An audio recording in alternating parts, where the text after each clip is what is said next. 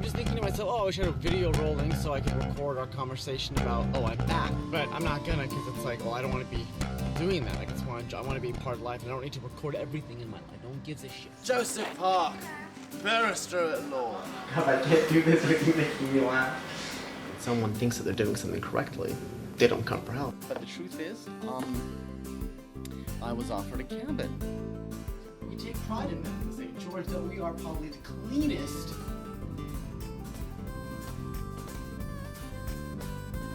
Wanting to make this film, making this the last film that I make. Not quite sure why I'm recording this exactly. It's the filmmaker in me, I guess. Things have changed a lot for me.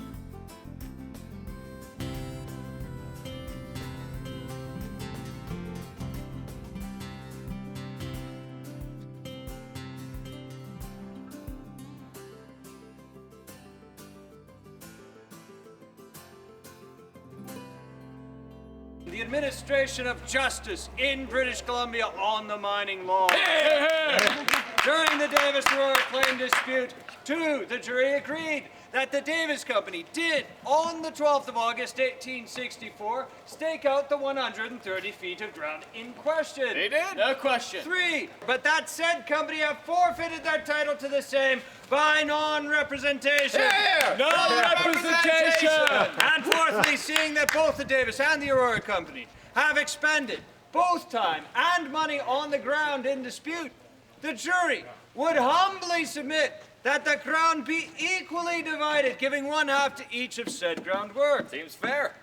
Begbie, then after accepting the jury's verdict, decided to act as arbitrator and threw out the jury's decision. Shameful. He awarded a mere quarter to the Davis Company and none at all to the black miners involved.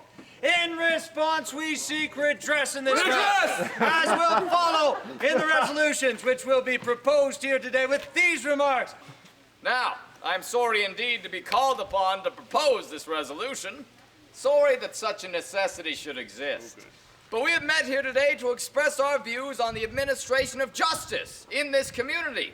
The spectacle of a judge sitting on his bench and deciding a case in the Supreme Court, and then afterwards in a court of chancery reversing that very decision, it can only be looked upon as converting our judiciary into a farce. We are told the one is law and the other justice. Well, one of the fundamental principles of an English government is a trial by jury. If tried for your life, or even where money is at stake, who is better able to judge you than a jury of your peers? No one. A judge can administer the law, but a jury considers the facts. Yes.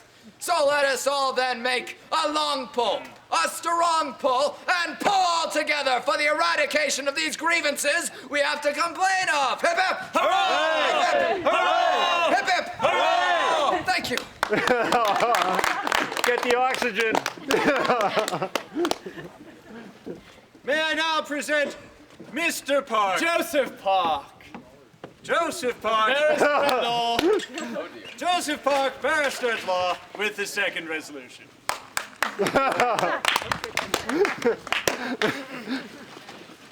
Resolution number 2.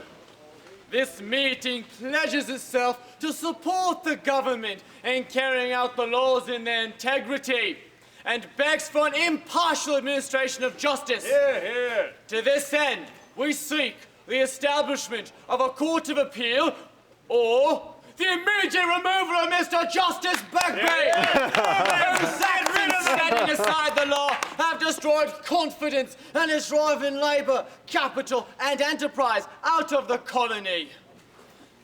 Chairperson, gentlemen, if there is anything more than another upon which men disagree, it is to the different forms of government. Very true. There is one thing upon, however, on which they all agree, and that is that it is the duty of every government to protect the lives and the property of the subject. Of course. Now, in asking for such a court of appeal, it is just, it is expedient, and it is right.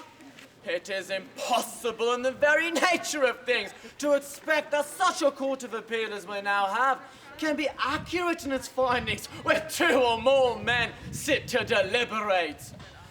Now, I am not intimidated by the actions we are taking here today. Good. Because we know that the habeas corpus and the Bill of Rights still exist. Yes, we do. And we know that nothing can prevent any high official from being deposed. The community, however, are willing to let bygones be bygones and merely asking for the establishment of a court of appeal.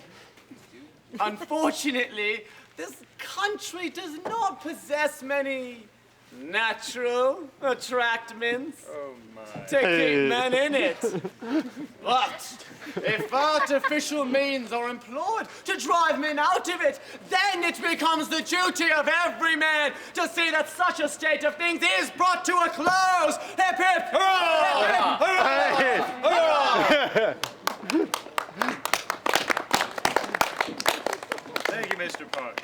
Be it also resolved that a committee of 2 persons be appointed to wait upon His Excellency, the Administrator of the Government, with the foregoing resolutions, and earnestly impress upon him the immediate necessity of carrying out the wishes of the people. The people!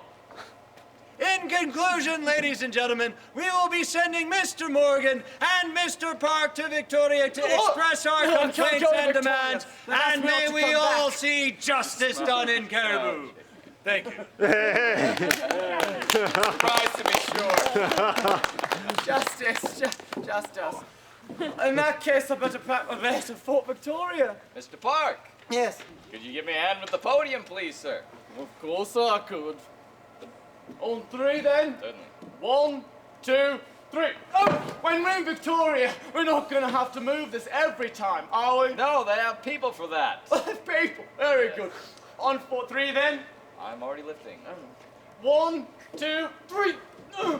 Oh, it's heavy. Please hurry up. Put it down. Should have gone on 4. Put it down. I'm a lawyer, not a labor person. I can see that. Good day, sir. Oh, I got a splinter. I'll put some alcohol on it. Thanks for your support.